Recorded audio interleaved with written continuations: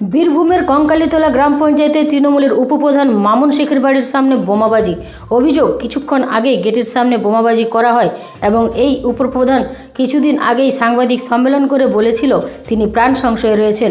ঠিক তার পরেই তার বাড়ির সামনে বোমাবাজিতে খুব স্বাভাবিকভাবে আতঙ্কে রয়েছেন কঙ্কালীতলা গ্রাম পঞ্চায়েতের উপপ্রধান মামুন শেখ।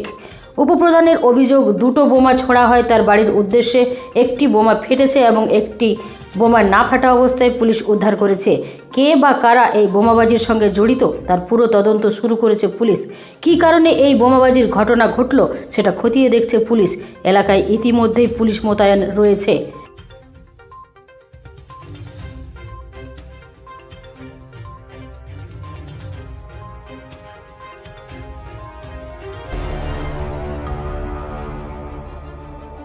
বীরভূম থেকে ইকবাল হোসেনের রিপোর্ট, রূপসী বাংলা মিডিয়া। পুরুলিয়া শহরে এখন স্বল্প খরচে উন্নত ও অত্যাধুনিক চিকিৎসা পরিষেবা বর্দান হসপিটালে। এখানে general, laparoscopic, gynaecologist, paediatrician, anaesthetist, general physician, orthopaedic সহ বিভিন্ন রোগের অভিজ্ঞ ডাক্তারবাবুরা নিয়মিত রোগী দেখছেন। এছাড়াও 24 ঘন্টা বিনামূল্যে অ্যাম্বুলেন্স পরিষেবা রয়েছে, স্বাস্থ্যসাথীর সুবিধাও।